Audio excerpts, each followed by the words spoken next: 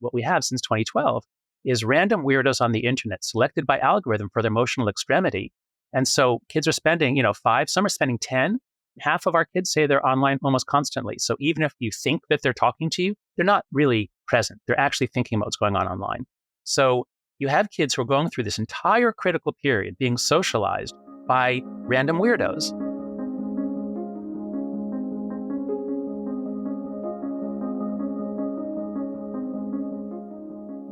What could go right? I'm Zachary Karabell, the founder of the Progress Network, joined as always by my co-host Emma Varva-Lucas, the executive director of the Progress Network. And What Could Go Right is our weekly podcast where we ask, you guessed it, what could go right? Given that so many people are constantly asking the question of what could go wrong, we thought it could behoove all of us collectively to at least ask the question of what could go right. So one of the things that is animating all of us today is the nature of social media and its effects on childhood in particular. And we're going to talk today with someone who has a best-selling book that identifies both social media and the way in which kids are being raised today as one reason for an anxious generation, one reason that a lot of younger Gen Z people, both in the United States and throughout the developed world in particular, are seeming to have higher rates of depression and anxiety and social adjustment issues than any generation before. So Emma, who are we going to talk to today? So today we're going to talk to Jonathan Haidt. He's a social psychologist at New York University, specifically the Stern School of Business. We're going to talk to him, as you mentioned, about his book called The Anxious Generation. He's the author of several previous books. One of them that you might recognize is called The Righteous Mind. So I am very, very intrigued to hear what Jonathan has to say today. Are you ready? I'm ready. Let's do it. All right. Jonathan Haidt, it is good to be talking to you again. We had a conversation with you a couple of years ago as we were all emerging from the pandemic about a rather different set of topics. I think we talked about the nature of politics and cultural attitudes and tolerance. But today we're going to talk about something more related to the book that you have. You have become, as of this recording, a rather ubiquitous presence in our cultural landscape and have touched a chord about people's both concerns and questions about what is the nature of our technological world right now, particularly in terms of social media and the ubiquity, not just of Jonathan Haidt, but the ubiquity of smartphones. So your book, if I may generalize, is around 2012 when social media apps, particularly Instagram and Snapchat and some of these others, suddenly became ubiquitous, and young people were downloading and utilizing these things with abandon because none of the parents and very few of us had a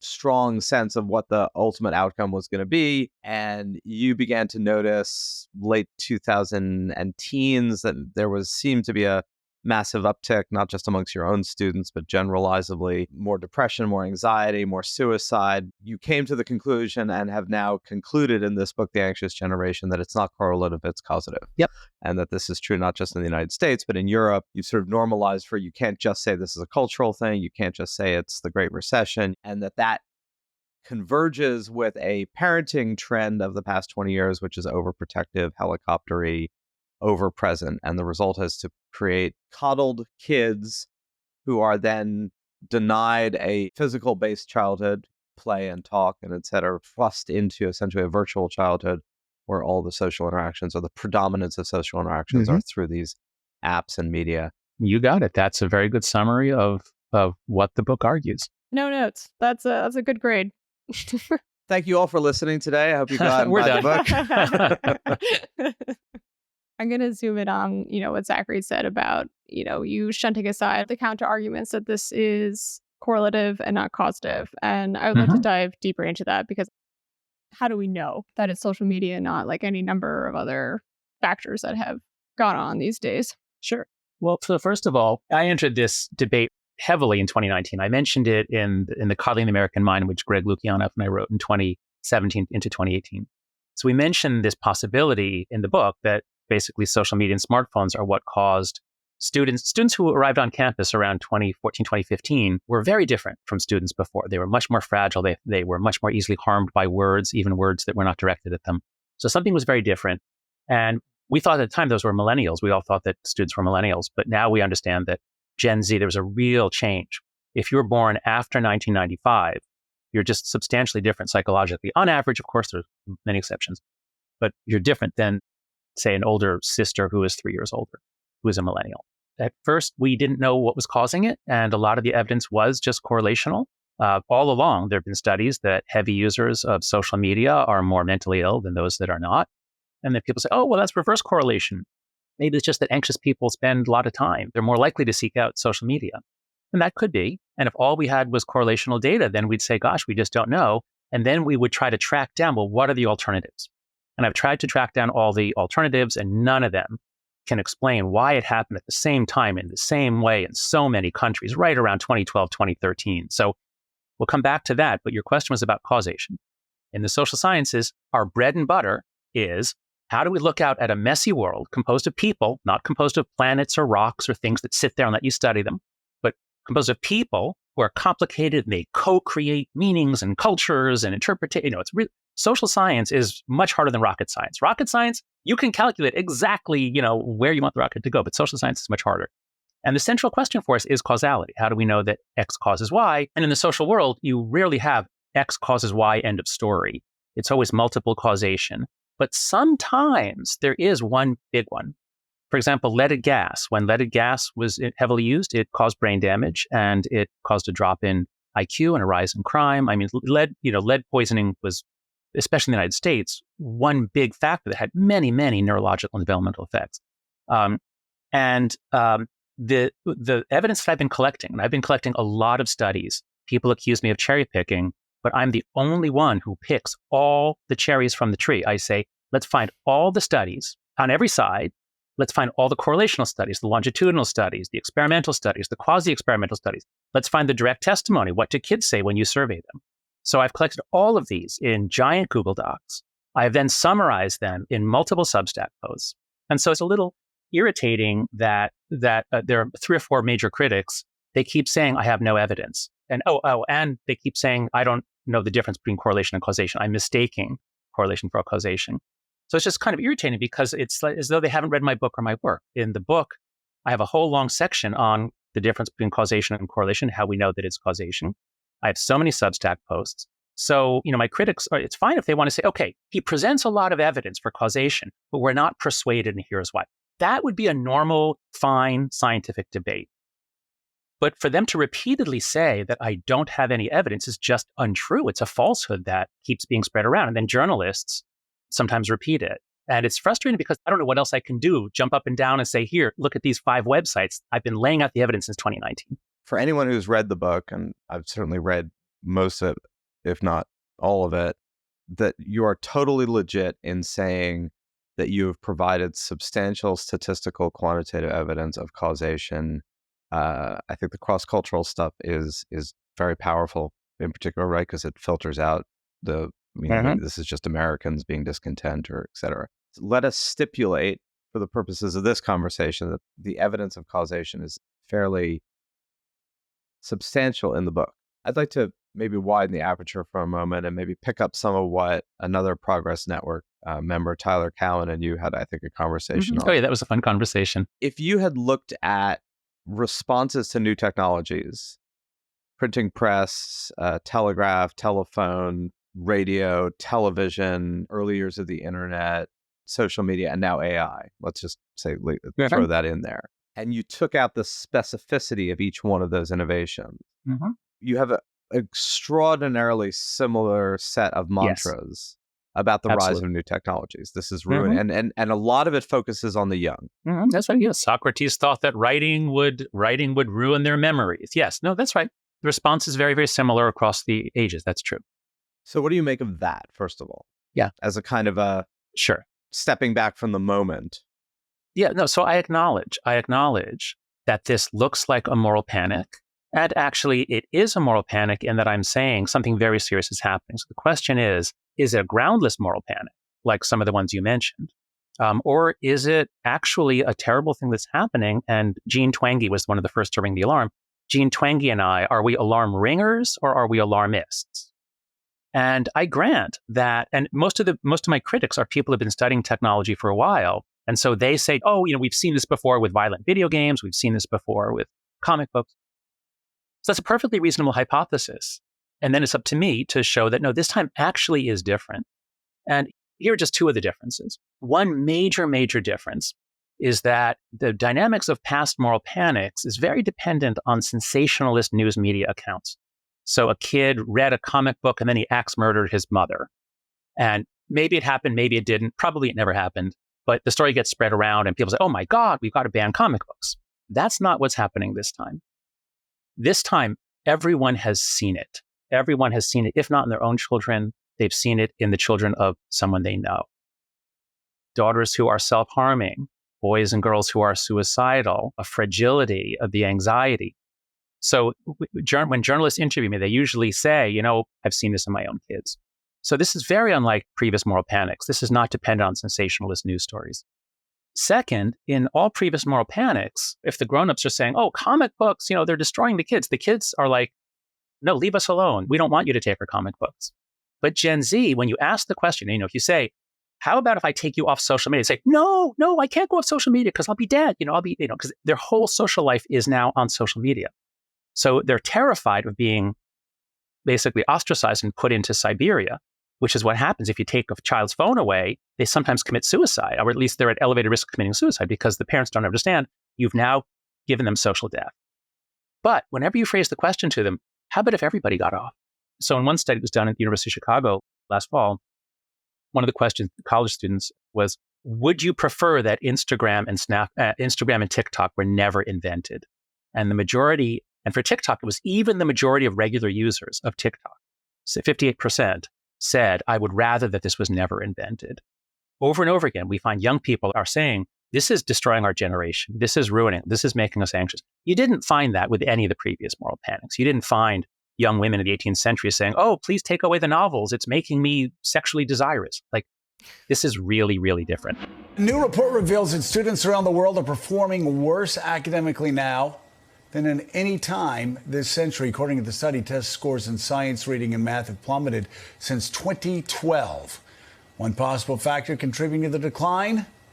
Cell phones. The report cites an example in math classes, with around 30% of students reporting that they get distracted using digital devices, and around 25% of students indicating that they become distracted by other students who are using digital devices. So let me preempt Emma for a moment and say, what if you challenge the premise that those were moral panics without legitimate fear of massive societal disruption, particularly generational, and said, some of those, what you've just described as moral panics, were legitimate fears about the disruptive effects of these new things. So the people who were saying about the printing press, that the spread of the written word was going to undermine the church, it was going to undermine authority and social order, in many ways were as valid for the disruptive effects of that particular technology, the written word and the book. It's not a moral panic. It's a legitimate panic about a disruptive technology. But when you broaden the aperture out from the collateral damage, and I'm not suggesting that could sound really crass about a generation of millions of people who are being harmed, the worst situation is when you're caught in inflection points. It's the before and the after tend to normalize, but the inflection point can be hugely disruptive. So let's say everything you're saying is true. It is still possible that the harms of the present will be counterbalanced, as they were maybe in the past, by a collective good of connectivity, of normalizing something that is currently imbalanced. So if we're talking about the internet, I think that's the correct way to look at it. The internet is incredible. We all saw it as incredible when we were introduced to it in the 90s. It has made our lives better. So the internet is amazing. And the internet, it's exactly what you said. Yes, there are all kinds of problems. Terrorists, boys getting sucked into rabbit holes and made extreme. But the internet, I'm totally with you. Social media is very different. Social media is one particular application. It's the one that is most directly tied to mental illness, especially in girls. It's the means by which strangers get to our boys and sextort them. And so far, 20 cases of suicide are known. The FBI has identified 20. Millions of boys are getting sextorted, are getting contacted by people who seem to be a sexy girl, and they send them a nude photo. And social media is an insane way of letting strangers, including criminals, contact young children. And so I had this conversation with Tyler, and Tyler was pushing back and saying what you were saying. well, we're going to adapt this. Children will adapt to this. Their brains will adapt to being raised on a screen rather than walking around and running around outside. And my basic argument to him was, well, yeah, maybe we'll adapt, Tyler, but the way we adapt is not by waiting for evolution to rewire the human brain so that kids can grow up in a different way. The way we adapt is by keeping this from children and saying, you know what, let them have a normal human childhood, let them have a normal brain, let them develop physical skills, social skills. And then when they're 18, then they can get on, they can gamble, they can go to brothels, they can do all sorts of things that we don't let 9-year-olds do. So I think my conversation with Tyler was, it's always fun. Like, I think he's great and he's incredibly creative and he thinks differently. But I think that's what it came down to is Tyler just said, we don't have to do anything because we'll adapt. And I'm saying, yeah, let's do some things to adapt. Yeah, I was going to basically ask a corollary to that question, which is, while I was reading your book, I was comparing my experience downloading Instagram when I was 22. So I wasn't a teenager. I was 22 years old. Versus downloading TikTok when I was 32, right? And Instagram had a pretty profound mental health effect on me, even though I was an adult. Can you tell me more? What effect would you say it had on you? Well, at the time I was dancing semi-professionally, and the thing that Instagram did for me was open up a world of comparison to not only the people that might be in class with you or might be in the professional arena in your certain city or location or whatever, but to literally the best dancers in the entire world. So the comparison game got very intense, and the status game of the people that are more around you and the people that are, as I said, all over the world. How many likes are they getting? How good are they versus me? Like what kind of rewards, societal rewards are they getting? That kind of thing. But when I downloaded TikTok as a fully formed 32-year-old, like I didn't have that experience at all. And after the initial shock of like a very intense, like let me get out of the TikTok hole thing, which is I think more difficult. The overall effect of TikTok on my life, I think, has been positive. And I do wonder how much of that, like in your formulation, how much of it is just like the brain is simply not ready versus as teenagers, you have all kinds of angst and all kinds of like your life hasn't been set up yet, right? There's no solid base for you to like download TikTok as a 32-year-old and be like, well, I have a career, I have friends, I have a partner, maybe you have a family, whatever. It's just a much easier runway, I guess. So how much of it is that and how much of it is like your literal chemistry? I think if we look at the costs and benefits of this technology, and here we're talking about, especially about social media and the prototypical ones. So Instagram is very much about posting. YouTube and TikTok, and especially YouTube Shorts, they're about consuming huge numbers. Thousands of videos a day some kids can take in. They can be on for 6-8 hours a day. So if we look at adults and social media, I say very little about it. It appears, it kind of messes us up too, but we're adults, we can make our choices. And a lot of adults will say that they wish it was never invented, or they're happy when they get off and they can see it's doing a number on them. But it's also clear that social media does a lot of things for adults. It's a tool that we can use to network. I use Twitter to find information and to put my work out. So social media has many pluses for adults. Of course, businesses are using it. Advertisers are using it. So I don't advocate any limits for adults. The cost-benefit ratio, I think it's positive for many people. It's negative for many people, but people make the choice. Let's now move down to middle school, because that's what I'm most concerned about. It's underage use, early puberty. Tell me what needs 11, 12, 13-year-old girls have to network with strangers, what needs they have to get their brand out. I always say, there's pluses and minuses. Really? For a 7th grader? What are the pluses? I really don't see them. When they say, it connects me to my friends. You know what would connect you better with your friends? Getting off the phone and actually doing something with them. And they say that themselves, and they miss that. So if we look at the pluses and minuses, I think there are essentially no pluses for young children. For teenagers who are getting politically active, yes, I understand there's some pluses. Although even there, I would debate with you, because I think to have 13, 14, 15-year-old kids immersed in our culture war, I think is just horrible. I don't think that's good activism. I think kids need to grow up first. They need to learn some stuff. They need to have normal human relationships. So that's the first point. The second was, what was your exact question about? Like, how much is the negative reaction? How much is the harms that are being done upon teens and young kids is just from their brain not being developed. Like they really need to get through puberty to develop the ability not to become wildly addicted to these things. And how much of it is just like you're a teenager and you don't have a self yet and life is tough. Yeah. So first, we have to be clear. There are about 20 different ways that social media harms different kids. So the debate has narrowed in on one. Hours of social media correlated with depression, anxiety.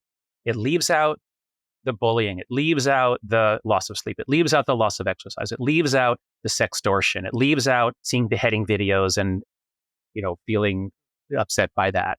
The empirical debate has been about just one causal thread, which at most could explain a small amount of variance. So you asked me, how much is it this or that? My answer is for different kids, it's many, many different threads. But I think we can clearly say that human development is really different from that of other mammals because we have this really long childhood, much longer than other primates. And we have this long period for cultural learning, especially it seems to really lock in around age like 9 to 15 seems to be the period. During childhood, you spend time in that period. As you go through puberty, you're sort of locking down into your culture. And all over the world throughout history, adults in a society have helped children make that transition. They care a lot about what the kids are doing. They're trying to enculturate them, convey the secrets of the tribe or the religion, cultivate in them virtues, cultivate in the boys a certain kind of toughness generally. So puberty is an incredibly important time. The frontal cortex is the last part to myelinate, to lock down. And so you take this time when both your identity at a psychological level and your neurons, especially in the prefrontal cortex, are all like the neurons are kind of like trying to decide which connections stay, which go. It's an incredibly sensitive time. And it would be great if we had like moral guidance for kids from their culture. But instead, what we have since 2012 is random weirdos on the internet selected by algorithm for their emotional extremity. And so kids are spending, 5, some are spending 10. Actually, half of our kids say they're online almost constantly. So even if you think that they're talking to you, they're not really present. They're actually thinking about what's going on online. So you have kids who are going through this entire critical period being socialized by random weirdos. And again, the videos that people see can be so horrific. In your feed, you may not have gotten the animal cruelty videos, but a lot of the boys end up watching fights and car accidents and shootings. I saw one video, I shouldn't have clicked on it, but it was a large teenage girl sitting on the chest of a small teenage girl and smashing her head into the pavement. Literally bashing her brains out. And the girl, she survived, but she has severe brain damage. I can't unsee that. Now, you didn't see that on TikTok, but that will be there. And then maybe they'll take it down, maybe they won't. And so there are so many avenues of harm, and there is such a sensitive period. So how about what I'm saying? I don't think it's radical. Let's let kids get through the most sensitive period of identity formation and brain development before we expose them to what is probably the nastiest toxic brew of garbage ever created. When I was a kid, there was all kinds of talk about violence on TV. But you know what? Before anything could be shown on TV, it had to pass filters. It had to pass censors. So yes, there was, we saw cop shows where people got shot and we'd see the blood, and that was yucky. But it's nothing like seeing an actual head being chopped off.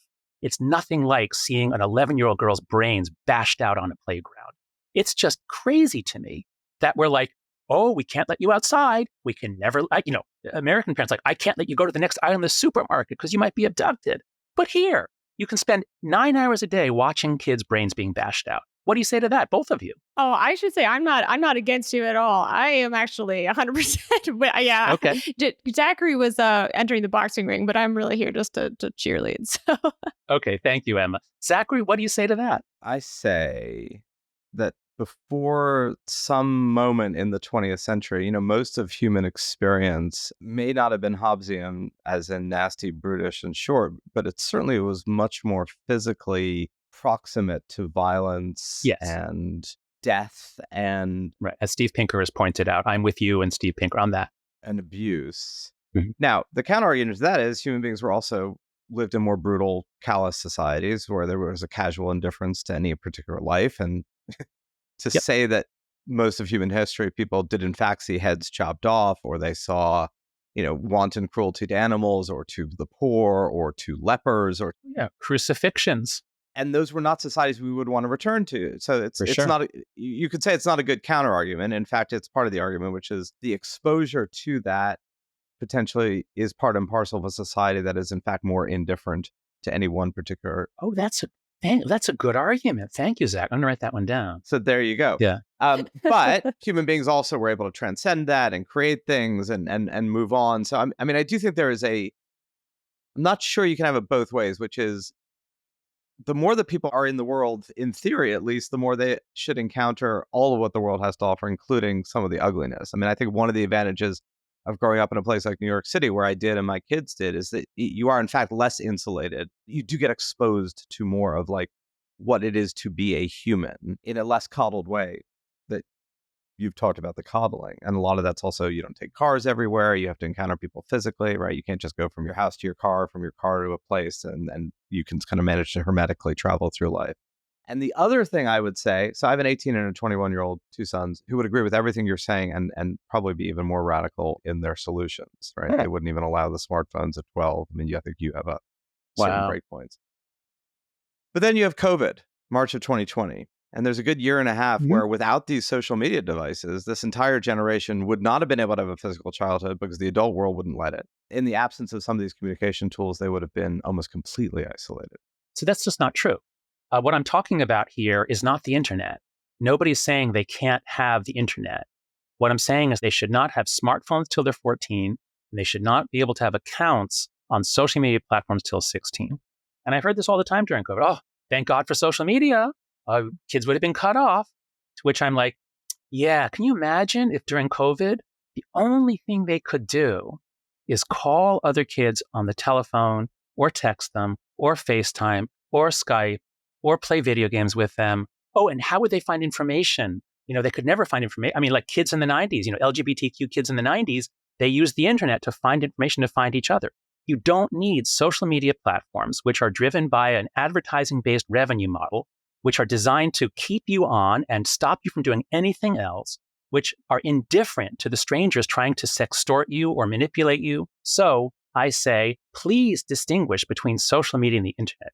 The internet is amazing and wonderful. It has some downsides, but the internet is comparable to previous technologies. Social media, I think, is much more like leaded gas. Leaded gas had a lot of usefulness. I mean, it did give us better mileage or more power, something like that. So it's not that leaded gas had no use. But the trade-off was an entire generation, Gen X, which was much more criminal and suicidal. Leaded gas literally blocked neural development in the frontal cortex. It interferes with it, especially early on. I think there it's more the first 2 or 3 years and in utero. It's not so much in puberty. So I think please don't equate social media with the internet. Social media is leaded gas. The internet is the printing press. Why at this late date are the heads of social media platforms still denying their platforms' roles in causing the teen mental health crisis? This week, Meta's Mark Zuckerberg was one of 5 tech leaders to testify at a Senate hearing about the protection of children from online sexual exploitation. In a dramatic moment, Zuckerberg turned to face and apologize to dozens of parents holding up photos of their teens whose deaths they blamed on social media. But in a prepared statement, he still maintained that his platforms, Facebook and Instagram, did not bear any direct responsibility. So what is something like Fortnite? I mean, you mentioned that in the book, and you talk about it. There's a whole bunch of things that are kind of in a fuzzy gray zone between strict social media and the internet. So like, That's right. Where does that fall? I tended to feel, maybe wrongly, with my sons that playing Fortnite with your friends, I guess Fortnite is crested as a thing, but I think most people will be familiar with it, Sure. was a more interactive game that you could do socially. Like it wasn't just sitting in your room in the dark. No, that's and right. therefore, net was better than a lot of other things, but maybe not. Right. So I would agree with that with a couple of big exceptions. So let's talk about the boys' situation. When I started the book, it was really clear that there's a special link between social media and girls. And I kind of knew from the research I'd done, I kind of knew what I was going to say about what's happening to girls. But I really didn't know what I was going to say about boys when I started. And I had a great research assistant, Zachary Rausch, a young man. He's born in 1995. So he's technically the last year of the millennials, or 94. I said, Zach, you figured this out. Like you collect everything. And we talked about all kinds of hypotheses.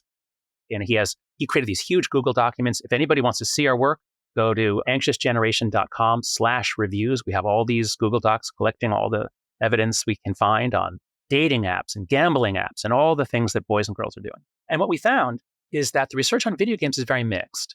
most of the research that is said to be a moral panic was about violent video games or first-person shooter games. And it turns out, very interestingly, the content of the game isn't very important. So all the panic over, oh, there's violence in the video game, therefore they're going to go out and be violent in real life. No, that isn't really true.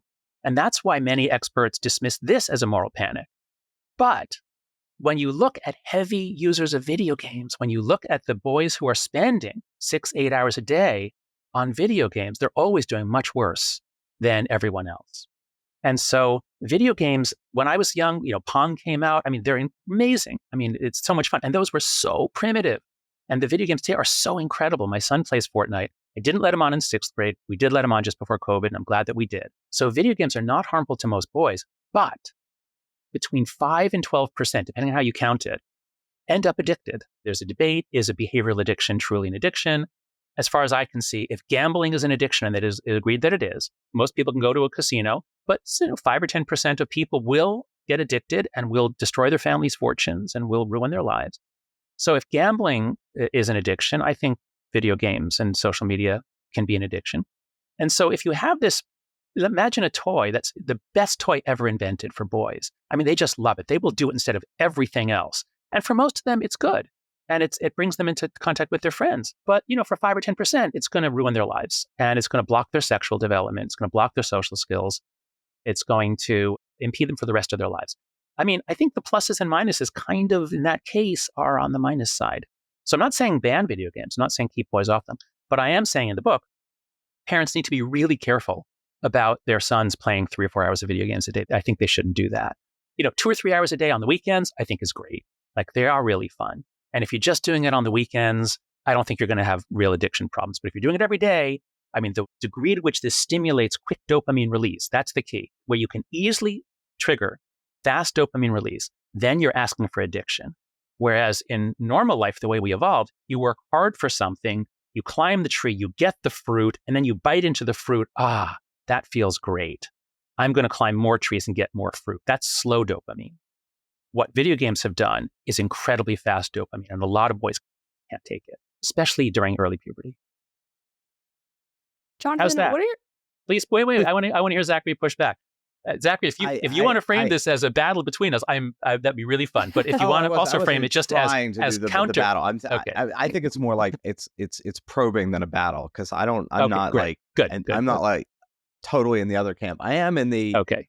I don't know that a 90-10 split in society. I mean, if you were to say to me that 90% do okay to well and 10% get completely screwed, I am on the fence about when and how we are supposed to structure social policies to protect the 10%. Are you kidding me? Wait, Zachary, are you kidding me?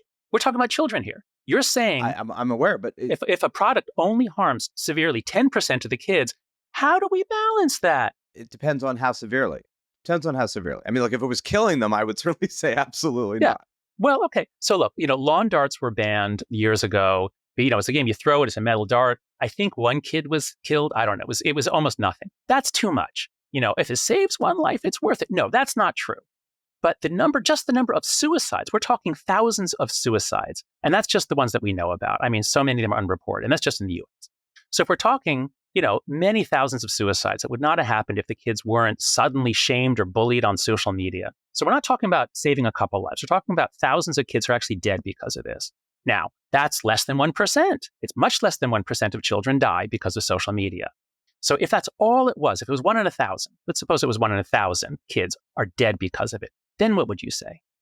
Would you say, we don't know. No. I would say, if you look at statistics of suicide, grim though it is, and I'm using Statista now, Statista.com, if people want to go into that as a thing. Aggregate suicide rates in the United States, at least, are about 10% higher than they were in 1970. That doesn't account for some of the suicide rates you talk about, which is teens and tweens, where the suicide rates are clearly substantially higher, but it is still a relatively small number. Again, it's hard to talk about this without seeming kind of bloodless about it, because all of this is profoundly tragic in any one family story. So I'm not, I get the fact that this could sound indifferent to the actual intensity of that being a bad thing. The problem of the social science methodology in general is you can study what we know, but you can't study the pathways that we didn't take. And so let's say there's 2,000 people who you can say causatively kill themselves over the past 5 years because of addiction to a video game.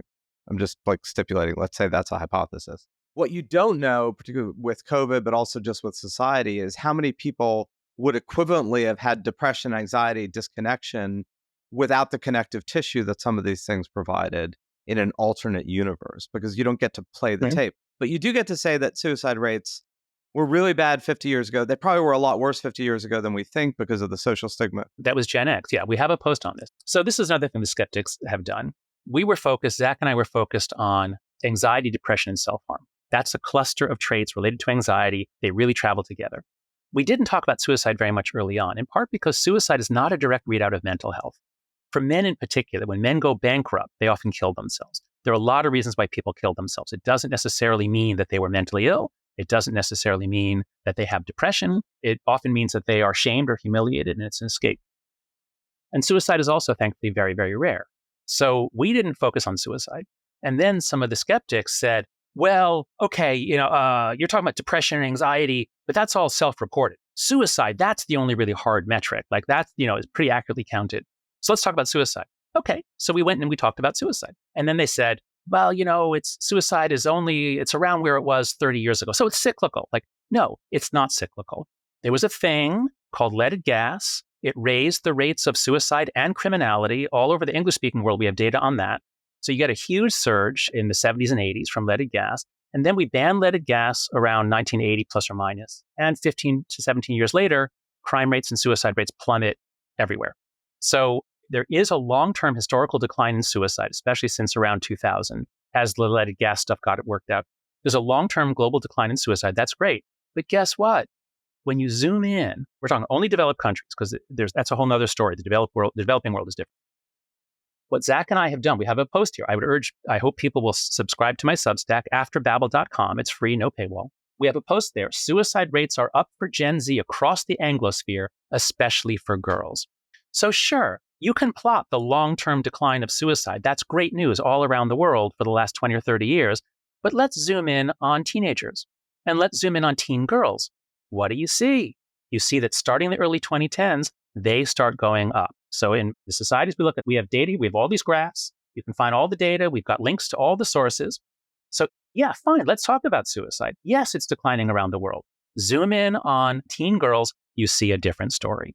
And remember, my argument isn't just social media is everything. My argument is social media is particularly bad for girls. Here's the evidence. Here's more evidence. Here's more evidence. Let's look at suicide, self-harm, hospitalizations.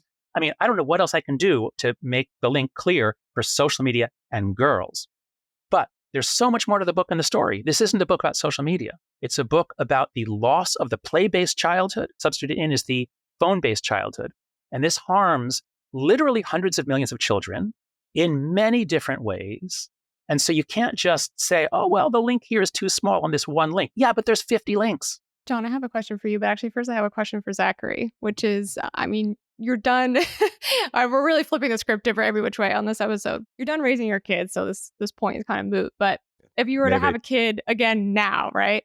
I feel like the practical suggestions that Jonathan gives in the book around social media use, at what age and like how to do it, are very, like, they're not extreme. They seem very realistic to me. And I don't have a kid, but even this, like, I remember my boyfriend's at the time little sister was 12 when she got a social media account, and she did have an issue. The parents found out that she was talking to some man who was 50 years old in some other state. Just that one possibility would be enough for me to be like, yeah, let's follow these practical suggestions. So the question for me would be like, why not do that? Because you're not. Can I just list the forums so we know what we're talking about here? Because this is the key to the whole book. Once you understand that this is not an individual choice like how much candy do you eat, this is a social addiction because kids are on it. They have to be on it because everyone else is on it. But that means that if everyone gets off at the same time, then it's easy. So the 4 norms that I'm proposing to reverse this are no smartphones before high school. Just give them a flip phone or a phone watch. No social media before 16. Phone-free schools. Just get the phones entirely out of schools. Lock them up in the morning. You get them back in the afternoon. You have 6 hours a day free from your phone. You might even listen to the teacher or talk to another kid. And the 4th one is more independence, free play, and responsibility in the real world. We can't just take away the screens. We have to give kids back engagement with each other, with outdoors, with nature. They have to be unsupervised, out having fun and learning to be self-governing. So just 4 norms. And yeah, as you say, even my critics are saying, well, the 4 norms are actually pretty reasonable and we could do them. I was probably predisposed to be more lax about all these things, but that was more of a lattice of things, including drugs and drug use, and that societal fears about inputs into childhood, I think, are excessive. Now, some of that you agree with, John, because the whole play-based childhood thing, a lot of the absence of that was based on societal fears about, oh my God, they're going to fall, they're going to hurt themselves, they're going to do this. Mm-hmm. So again, there's a degree of like living in a city where a lot of the motion is pedestrian rather than cars. Get a little more of that. The bicycles are crazy these days. The e-bikes, they're really dangerous. Well, that's true too. I did agree with like limiting TV time. So before the social media stuff, now, I mean, my wife and I might have disagreed about whether it should be an hour a day or an hour and a half, or whether it should be 2, meaning there was a debate over the amount of time. There was not a debate that there should be an amount of time that was finite and established as part of a balance, right? And did happen very quickly and hard to discern. And I felt like a lot of the people who were most adamant about like putting tracking software on their kids' computers or shutting off the internet for the house were much more part of that lattice of fear that also segued with don't let them walk to school alone and don't, it was hard to find someone who was like, go walk to school alone, but don't do social media, right? And so I tended to err on the side of let's try to have them establish some degree of balance. If they're still having conversations, if we're still together, if they're still engaging, things are probably okay. And in retrospect, meaning there's no possibility of retrospect because you can only have dealt with the effects over the past 10 years. I would have been more mindful, just like it was of screen time. Yeah. Screen time then being just like iPads and movies and TV. It wasn't social media. That's right. I was just thinking the other day how much I lament. I gave my son a smartphone in 4th grade when he started walking to school. I gave him my old iPhone because we didn't know any better back then. My daughter, we delayed as long as we could, but during COVID, she was in 6th grade. They kind of insisted you kind of had to have a smartphone to deal with all the restrictions. And so my wife and I have played the policing game, the what are you doing? Get off your phone game. We've tried various things. And our kids are doing okay. They never had huge addiction issues. But I think about all the time they spent. I think about how dependent they've become on their devices at a young age. And I just wish to God that I wouldn't have been alone if I'd done the right thing. And that's what I'm trying to do here. That's what we're trying to do with the book, with the movement. People will go to anxiousgeneration.com and look at Take Action, because from now on, in every school, if a parent says, you know what, I'm not giving you a phone in 3rd or 4th grade, which is the norm now. We're going to wait till high school. You can have a flip phone. If a parent does the right thing, they won't be the only one. That's my goal. And I think the uptake on the book is so rapid. I mean, because people see this. Parents are really afraid of this. And I'm offering them a way out. They say, you can escape if you do it together. It's hard to escape on your own, but just team up with the parents of your kids' friends. You're probably on a text thread with them anyway from the last birthday party. Oh, I'll pick them up. So you're already communicating with the parents of your kids' friends. So just do it together and it becomes easy and fun. I mean, that really is the key, as you talk about, which is it's a little like grade inflation. Like the one professor who says, I'm gonna lay down the line here and grade on a normal curve of grades. If it's only one person, all you end up doing is penalizing that particular group of students. That's right. And making them resent you. There's absolutely no social utility. In fact, there's negative social utility. Right. That's right. It has to be done as a collective. Oh, that's a nice example. Thank you. I will use that one too. Yeah. So I certainly agree with that. Fear as a driver. You said earlier, are we alarmists or are we raising the alarm? I don't think you're alarmist. I do think it's a little too soon to tell, by the way. I mean, it's not too soon to tell. What do we need? Like, what you tell me what more we need. I think the data is clear. Okay. I think that these things play out over a longer period of time. And we might have Abigail Schreier on the podcast in a few weeks. Great. And one of her issues is that the category of mental illness, i.e. depression and anxiety, has also become a promiscuous category that is socially reinforced. And so levels of depression and anxiety, and I'm not talking about the self-reported, I'm talking about the category. Yeah. Does raise the question of, is this generation more anxious? First of all, we have no idea what the 1920s or 1880s generation were. They may have been completely mentally fucked. We just don't know because it wasn't a category of examination. But there's all kinds of journals and diaries and letters. I mean, I don't know the research on this, but I don't think there's ever been a generation this identified with anxiety. But I don't know. I could be wrong about that. On this question of have we invented a category of self-awareness that is problematic in and of itself? Yes, and it feeds back on itself. And I mentioned this in the coddling, we mentioned this. There's a thing called looping effects. And so if you tell kids, you've got an anxiety disorder or you've got ADHD. So let's say you've got an anxiety disorder. So now the kid is thinking of going to a party, but I've got anxiety disorder. So maybe I shouldn't go. Well, if you do go to the party, you're a little nervous and then you have fun and you get over it. But if you identify with your disease and then you limit your experience, then you don't get over it. So these are called looping effects, where embracing a definition or a diagnosis then actually can loop back to make the diagnosis more true than it was before. So I'm completely with Schreier on this. I think that she has a big piece of the puzzle here. I didn't know enough about what is actually happening between therapists and children. I do know that an argument I get a lot is, isn't it great that we've destigmatized mental illness? Isn't it great that kids are talking about it more? And I think Schreier's right, that actually, no, it's not good. It's really not good. Of course, we don't want stigma, but we don't want valorization. And for many girls, especially girls who are on, if you go to, dissociative identity disorder TikTok or depression TikTok or anxiety TikTok, you'll find lots of kids, mostly, not all female, but mostly, who get more followers and likes and more written support, the more extreme their symptoms. And so if in those communities, many young people, especially girls, are coming to see that it is socially desirable to be ill, and they are developing an external locus of control. They don't feel they can do anything. They feel the world is against them. And this is at a time when girls are crushing boys. Boys are dropping out of the real world. They're not graduating from school as much. Girls are crushing boys for the last 20 or so years.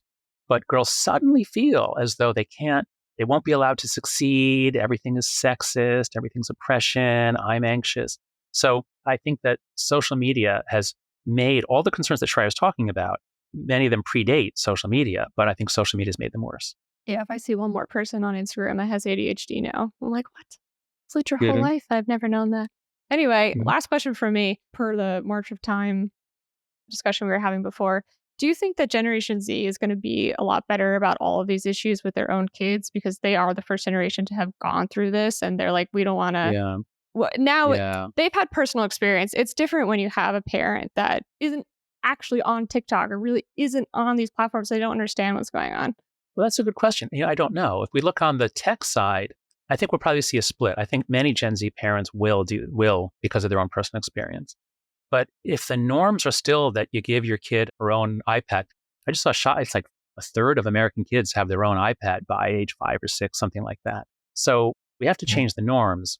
But where I'm especially alarmed is that because Gen Z is now 28, the oldest of them are turning 28 this year. That means that kids going forward, most kids will be born to a parent who never was allowed to play outside unsupervised. We're going to have a generation raised by kids who have no idea what a free-range childhood is.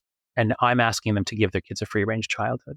So what I'm hoping is that grandparents will step in, because grandparents are humanity's last reservoir of knowledge about how do you play outside, how do you take care of each other, how do you navigate and find your way home if you don't have a smartphone with you all the time.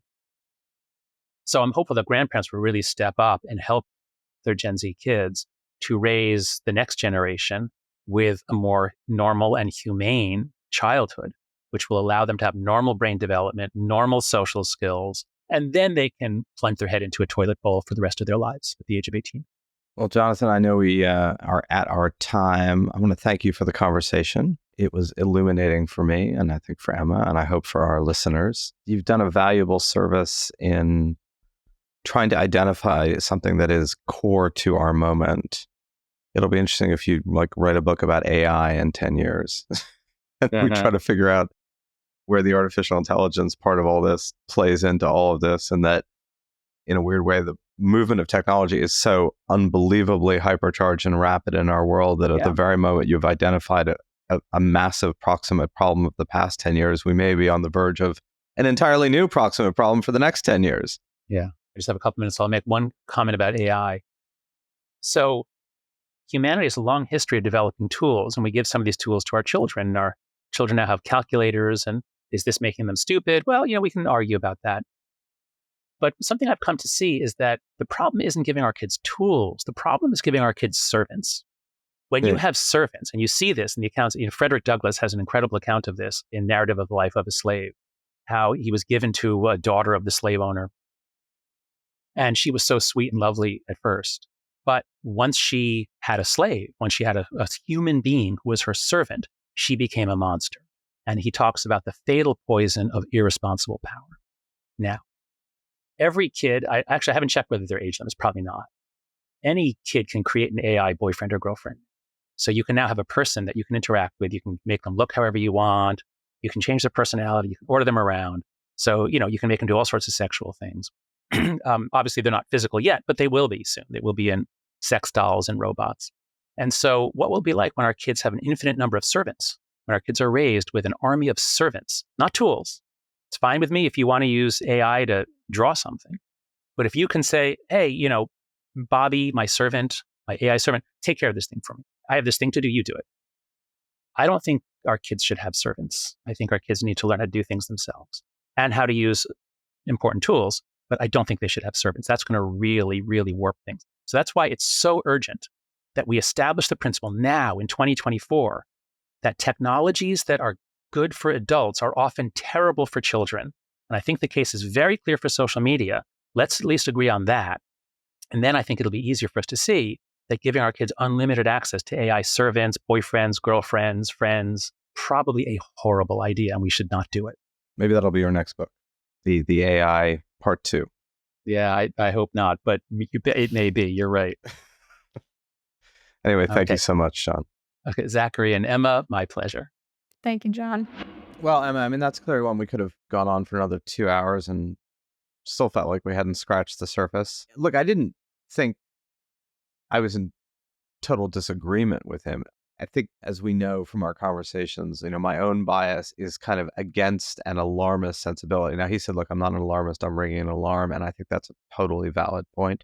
It's also hard to untangle kind of cultural fear about something new and what that leads to in terms of knee-jerk reactions against something. And again, I'm extrapolating from a lot of the war on drugs and the kind of the way in which the pendulum doesn't tend to swing toward balance, right? I mean, it does eventually after multiple swings to imbalance. It stops in the middle, but that's after a lot of oscillations from one extreme to another.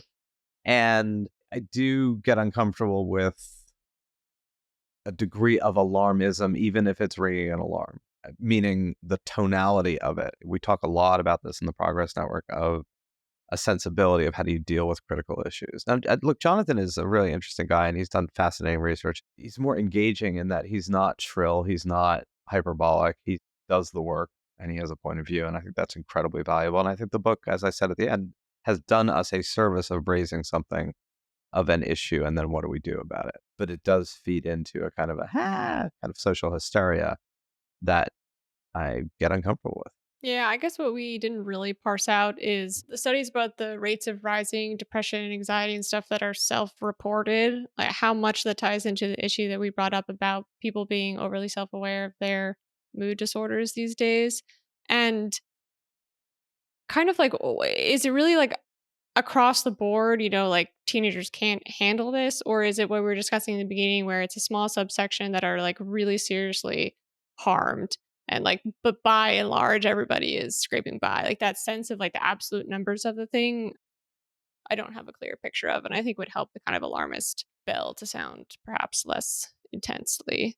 And then you do have a Gen Z reality, and then a lot of Gen Z are in 100% agreement with this. Like they feel this has been toxic and harmful and harm them and harm their social development and are kind of indignant. I mean, I know this in conversation, not just with my sons, but with the whole cohort, that to them, it's fairly obvious what the harms have been.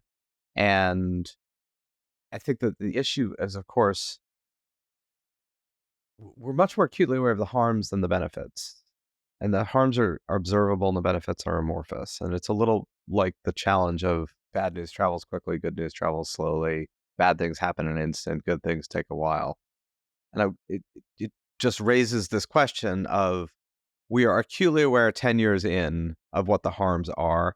And therefore, the solutions, which are, I think, prudent of in the face of that knowledge, because he's not saying don't use these things at all. And if he had said that, I would have much more issue with the book. He's really just saying, wait a few years, give it some time, have people be exposed to other things. There's not a lot of harms that come with that, like the wait a few years. Right. And that's where I think the book is much more balanced. Although it's going to be hard to find people who are balanced in their approach to it. but I think he is much more balanced. But it's just like, I'd like to know what the benefits are, and I'd like someone to study the benefits. I would like there to be a social science study of someone would have been depressed without these and got happier. It's like, just like I'd like the study of CBD and THC and marijuana of, we know the people who become psychotic, crazy, and addicted, but what about the people who become creative, connected, and loving, right? Like, But where's that study? well, do you know any adults that have become creative, connected, and loving through social media as like they become more that way because of I don't social know. media? I mean, I'm like, But the point is, has anyone set out to actually study that as a set of variables? And how would you but even study it? but I don't think Jonathan's point. I think that Jonathan would agree with you that there are benefits to social media. Like there are plenty of benefits that we pull as adults. Like what, as we said in the conversation, I love TikTok. Like TikTok brings joy to my day. Or like I really, really Well, like YouTube because well, I don't know if YouTube enjoy even it counts while as you social can, media. because if you come back to the United States, there may be no TikTok for you to enjoy. So that's a reason to stay in Greece. If I stay here. But like there are things that people enjoy about being on social media, right? Like I also enjoy that I can easily keep an eye on what's going on in my friends' lives, even when they're in like vastly different parts of the world. Okay. I think his point is just simply like just delay that a little bit, like it's not altogether bad. It's particularly difficult at a certain age. So just Oh, I push it agree. back somewhat, I would like those other studies. I'd like someone to try to establish what would the variables be of you became more connected, you became more open, you became more aware than you would have been without it. And unfortunately, Right. the only way to do that would be like control groups. Like there's one group at 15 who doesn't get social media to 20. And there's one group that gets a lot of it. And then what would a placebo be in that study?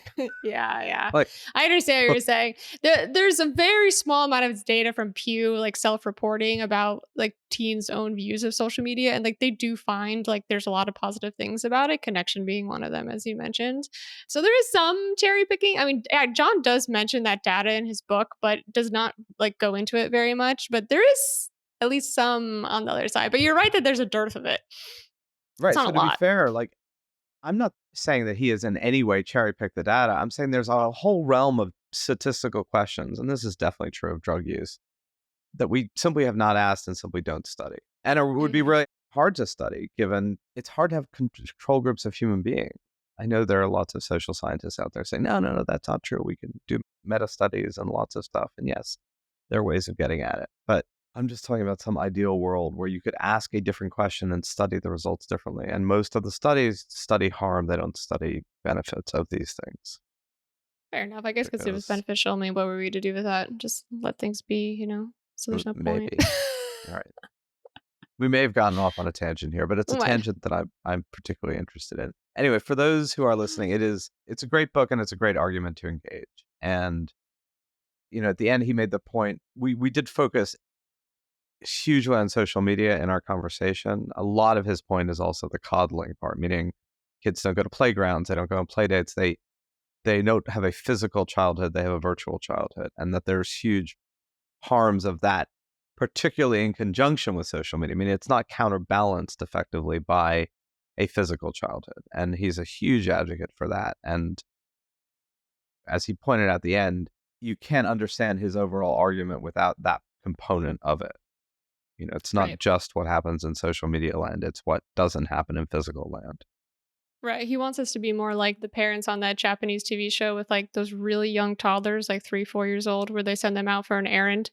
And obviously a Right. TV crew is following them, but they go, 1 mile away to go to the mini market. And like the fun of the show is like, is the kid gonna like really do the errand like they're supposed to, or is he gonna eat the thing on the way home or whatever? But like, of course, there's a TV crew there, but like that's the premise, right? That like kids are capable of doing a lot of stuff at a much younger age than they're given credit for a lot of the time in American life.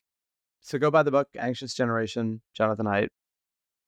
Let us know what you think about this conversation, if you think we've insufficiently invested it with the urgency of the moment or not. This is clearly a set of conversations we will keep having, and all of us are going to keep having, because we're trying to figure out what the hell is going on with all these new tools and servants. I love that distinction he made at the end of tools are good, servants maybe not so good, particularly for kids. So sign up for our newsletter. So what could go right? and it is on theprogressnetwork.org. Send us your questions, comments, ideas, and we will do our best to address them. So thank you for your time today. We'll be back with you next week. And thank you, Emma, as always. Thanks, everybody.